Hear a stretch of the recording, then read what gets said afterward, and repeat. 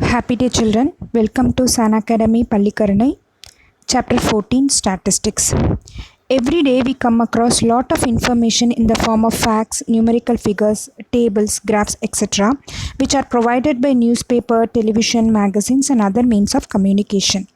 This extraction of meaningful information is studied in a branch of mathematics called statistics.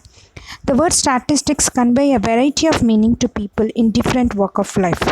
The word statistics come from the Italian word statista, which means statement. It also have a German meaning which called political state. So how do you define statistics? It is defined as collection, presentation, analysis and interpretation of numerical data. The facts or figure which are numerical or otherwise collected with a definite purpose are called data. Data is the plural form of Latin word datum. Statistics deal with collection, organization, analysis and interpretation of data. First, let us look into the collection of data. Information was collected by invigilator herself or himself with a definite objective in her or his mind. The data obtained is called primary data. Whereas, when the information was gathered from a source which already have been informed is information stored, the data obtained is called secondary data. Such data which have been collected from someone else in other contexts need to be used with great care, ensuring that the source is reliable. Consider this example, children. The collection of this data is called raw data. By looking at it in the form, can you find out the highest and lowest mark? Did it take you some time to search the maximum and minimum score? Wouldn't it be less time consuming if these scores were arranged in ascending and descending order? So, let us arrange the mark in ascending order as 25, 36, 42, 55, 60, 62, 73, 75, 78 and 95. Now we can clearly see that the lowest mark are 25 and highest mark is 95. The difference of the highest and lowest value in the data is called the range.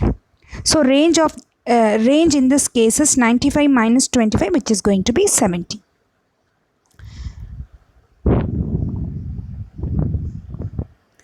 Look into this example, children. Find the mean of the mark obtained by 30 students of class 9 of school given in example 2. Before moving into this, first let us recollect the word frequency. Frequency of an event is the number of times the observation occurred or recorded in an experiment or study. To make the data more reliably understandable, we can write it in a tabular form like this.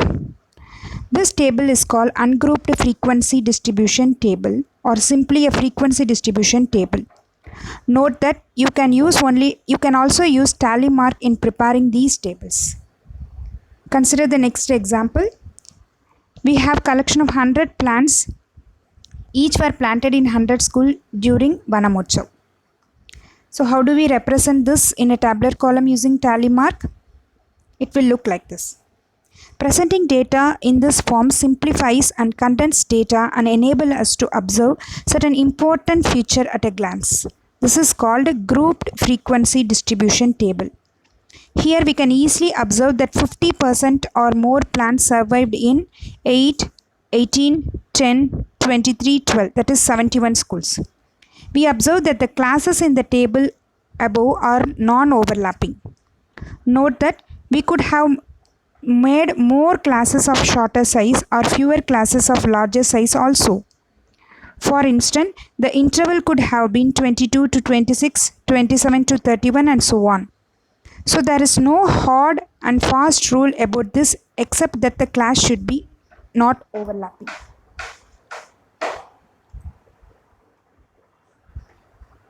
Now let us turn our attention to another representation of data, that is graphical representation. It is well said that one picture is better than 1,000 words. Usually, comparison among the individual item are best shown by means of graphs. The representation then becomes easier to understand than the actual data. We shall study the following graphical representation in this session. We are going to learn about bar graph and histogram. Bar graph. A bar graph is a pictorial representation of data in which usually bars of uniform width are drawn with equal spacing between them on one axis, say x-axis, depicting the variable. The value of the variable are shown on the other axis, say y-axis, and the height of the bar depend on the value of the variable. Here is an example for bar graph. Coming to histogram. This is the form of representation like a bar graph only, but it is used for continuous class intervals. Observe that since there is no gap in between consecutive rectangle, the resultant graph appears like a solid figure. This is called a histogram, which is graphically representation of a grouped frequency distribution with continuous classes. Also, unlike a bar graph, the width of a bar plays a significant role in its construction. Here, in fact, the areas of the rectangle erected are proportional to the corresponding frequency. However, since the width of the rectangle are of equal, the length of the rectangles are proportional to the frequencies. Measures of central tendency. We have three measures of central tendency: mean, median, and mode. Early in this chapter, we represented data in various forms through frequency distribution table, bar graph, histogram. Now the question arises, if we always need to study all the data to make sense of it, or if we can make out some important features of it by considering only certain representation of the data, this is possible by using measure of central tendency or average. Mean. The mean is an average or norm. Adding up all the value to find the total and dividing the total by the number of values will give the mean. Median is the middlemost value. Put all the value into order. The median is the middle value.